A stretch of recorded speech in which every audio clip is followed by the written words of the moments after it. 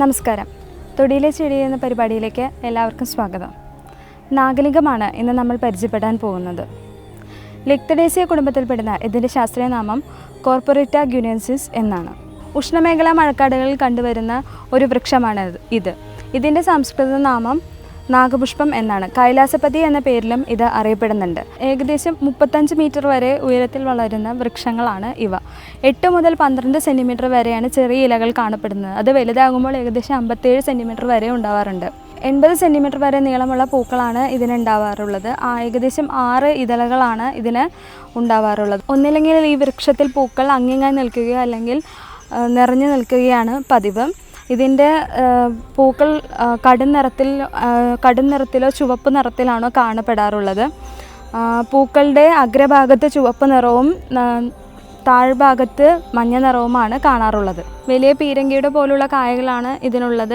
25 സെൻറ്റിമീറ്ററോളം വലിപ്പമുള്ള കായകളാണ് ഉണ്ടാവാറുള്ളത്. ചെറിയ കായകളിൽ 65 കായകളും വലിയതിൽ 550ഓളം കായകളും ഇതിനകത്ത് ഉണ്ടാവാറുണ്ട്. നിലത്ത് വീഴുമ്പോൾ കായകൾ പൊട്ടാറുണ്ട്. പക്ഷികൾക്കും ജീവജാലങ്ങൾക്കും ഇതൊരു ഭക്ഷണം കൂടിയാണ്. ഇതൊരു അലങ്കാര വൃക്ഷമായി ഉപയോഗിക്കാറുണ്ട്. ഹിന്ദുക്കൾ ഇതിനെ ശിവക്ഷേത്രങ്ങളിൽ ഉപയോഗിക്കാറുണ്ട്. ഇതിൻ്റെ കൂടുതൽ ഔഷധ ഗുണങ്ങളെക്കുറിച്ച് ഡോക്ടർ CM ശ്രീകൃഷ്ണൻ നിങ്ങളോട് വിശദീകരിക്കുന്നതായിരിക്കും.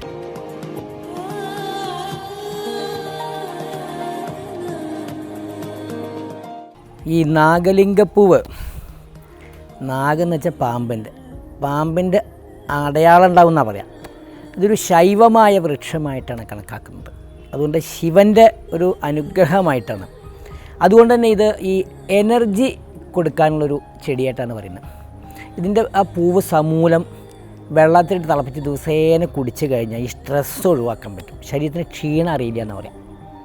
പിന്നെ ഇതിൻ്റെ ഈ ഇല അരച്ചിട്ട് ഈ കാലിൻ്റെ മുകളിലുണ്ടാകുന്ന ചൊറുക്കി പരട്ടിക്കഴിഞ്ഞാൽ ചൊറിച്ചിൽ മാറും. പിന്നെ ഈ ഉണങ്ങാത്ത മുറികളിൽ ഇതിൻ്റെ ഈ പൾപ്പ് എടുത്തിട്ട് ബാൻഡേജ് ചെയ്ത് വെച്ച് കഴിഞ്ഞാൽ ഉണങ്ങാത്ത മുറി ഉണങ്ങും. പിന്നെ ഇതിന് ഈ പല്ലുവേദനയ്ക്കൊക്കെ ഇതിൻ്റെ ഈ അതിൻ്റെ പൂവ് ഇടിച്ച് പിഴിഞ്ഞ് നീരെടുത്ത് പല്ലിൻ്റെ മുകളിൽ വെച്ചാൽ പല്ലുവേദന മാറും. പിന്നെ ചില കണ്ടീഷനിൽ ഈ എക്സ്പെക്ടോറൻ്റ് ആയിട്ട് ഉപയോഗിക്കുക. അതായത് ഈ കഫം ഇങ്ങനെ കെട്ടിക്കിടക്കുന്ന ആൾക്കാർ ഇതിൻ്റെ സ്വരസെടുത്ത് തേൻ ചേർത്ത് കിടന്നു കഴിഞ്ഞാൽ ആ കഫം പെട്ടെന്ന് നിൽക്കുന്നതാണ്.